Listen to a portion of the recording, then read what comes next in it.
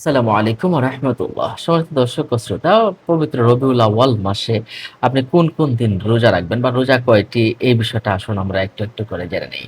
রবিউল আউয়াল মাস প্রিয় নবীজি সাল্লাল্লাহু আলাইহি ওয়াসাল্লামের জন্ম মাস। এই মাসে পৃথিবীতে রাসূলুল্লাহ সাল্লাল্লাহু আলাইহি ওয়াসাল্লাম আগমন করেছিলেন। রাসূল সাল্লাল্লাহু আলাইহি ওয়াসাল্লাম এই আগমন দিনে কি করতেন? আগমন দিনে তিনি কিন্তু রাসূল সাল্লাল্লাহু আলাইহি সাল্লাম রোজা রাখতেন। আন আবি কতাদাহ রাদিয়াল্লাহু তাআলা আনহু ক্বাল সুইলা রাসূল সাল্লাল্লাহু আলাইহি ওয়াসাল্লাম।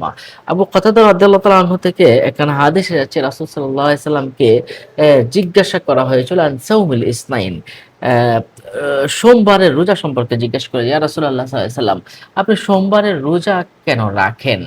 তখন রাসূল সাল্লাল্লাহু আলাইহি সাল্লাম তিনি বলেছিলেন, যালিকা ইয়াউমা উলিদতু ফিহি, আমি ওই দিনে জন্মগ্রহণ করেছি। ওয়া ইয়াউমা বি'সাতিন ফিহি ওয়া আও উনজিলা আলা ফিহি, এবং এই দিনে আমাকে নবুয়ত দেওয়া হয়েছে এবং আমার উপর কুরআনুল কারীম নাজিল করা হয়েছে। মুসলিম শরীফের 1162 নম্বর হাদিস শরীফে এই হাদিস কানা এসেছে। তাহলে রাসূল সাল্লাল্লাহু আলাইহি ওয়াসাল্লাম জন্মদিনে তিনি রোজা রাখতেন। সুবহানাল্লাহ, সুবহানাল্লাহ। সুতরাং আমরা এই সোমবার দিনে কিন্তু আমরা রোজা রাখতে পারি রাসূল সাল্লাল্লাহু আলাইহি ওয়াসাল্লাম সুন্নাহ হিসাবে। এবং রাসূল সাল্লাল্লাহু আলাইহি ওয়াসাল্লাম আরেকটা দিন রোজা রাখতেন। এটা হলো তিনি প্রতি সপ্তাহের বৃহস্পতিবার তিনি রোজা রাখতেন। তিনি বৃহস্পতিবার রোজা রাখতেন এই কারণে যে প্রত্যেক সপ্তাহে সোমবার বা বৃহস্পতিবার বান্দার সমস্ত আমলগুলো আল্লাহর দরবারে পেশ করা হয়। কাজেই তিনি বলেছেন, উহিব্বু আন ইউরাদা আমালি ওয়া আনা সায়েম। আমি আমি আল্লাহর কাছে এমনটা পছন্দ করি, এমনটা আশা করি যে আল্লাহ পাক রব্বুল আলামিনের কাছে আমার আমলনামাটা পেশ করা হবে যখন আমি রোজাদার থাকব। সুবহানাল্লাহ, সুবহানাল্লাহ। তিরমিজি শরীফ ৭৪৭ নম্বর হাদিস শরীফে রয়েছে। তাহলে দুটা দিনের কথা আমরা কিন্তু পেলাম। এর একটা হলো সোমবার আর একটা হলো বৃহস্পতিবার। এই রবিউল আউয়ালের এই প্রত্যেকটা সপ্তাহের ২ দিন আপনি রোজা রাখার চেষ্টা করবেন। এছাড়াও মা আয়েশা সিদ্দিকা রাদিয়াল্লাহু তাআলা আনহা তিনি বলেছেন, আন্নান নবী সাল্লাল্লাহু আলাইহি ওয়াসাল্লাম কানা ইয়াতাহাররা সিয়ামাল ইথনাইন ওয়াল খামিস। নবী করিম সাল্লাল্লাহু আলাইহি ওয়াসাল্লাম সোমবার এবং বৃহস্পতিবার তিনি রোজা পালনের প্রতি বিশেষ গুরুত্ব প্রদান করতেন। নাসাই শরীফ এবং তিরমিজি শরীফের হাদিস শরীফে কিন্তু এই বিষয়টা রয়েছে। সম্মানিত দর্শক ও শ্রোতা, তাহলে আমরা সোমবার বৃহস্পতিবার অবশ্যই রোজা রাখবো। এছাড়াও আমরা আইয়ামে বীজের রোজা রাখতে পারি এই রবিউল আউয়াল মাসের ১৩, ১৪, ১৫ তারিখে। রবিউল আউয়াল মাসের ১৩, ১৪, ১৫ তারিখে আমরা রোজা রাখতে পারি।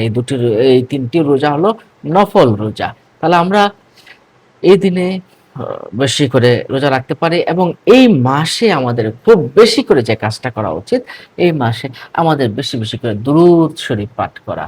যে দুরূদ শরীফ পারেন সেই দুরূদ শরীফ পাঠ করা। কারণ পেয়ারা নবীজি সাল্লাল্লাহু আলাইহি সাল্লামের প্রেম ভালোবাসা এই মাসে লাভ হয় এবং যদি সম্ভব হয় রাসূলুল্লাহ সাল্লাল্লাহু আলাইহি ওয়াসাল্লামের রওজা পাকে একটু জিয়ারত করা, এটাও যদি যাদের টাকা পয়সা স্বাবলম্বী আছেন তারা এটা করতে পারেন।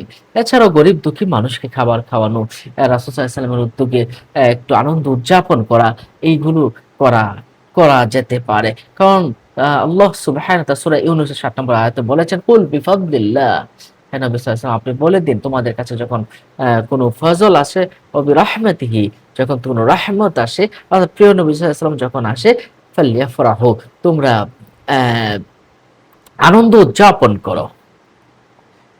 ওয়া খায়রুম মিম্মা ইয়াজমাউন, পৃথিবীতে যা কিছু করবে তার চেয়ে সবচেয়ে বেশি হচ্ছে এই আনন্দ উদযাপন করাটা। পৃথিবী যা কিছু করবে, যত আমল করবে, যত কিছু করবে, সবচেয়ে বড় আমল, সবচেয়ে ভালো কিছু হচ্ছে এই আমলটা। সুবহানাল্লাহ, সুবহানাল্লাহ।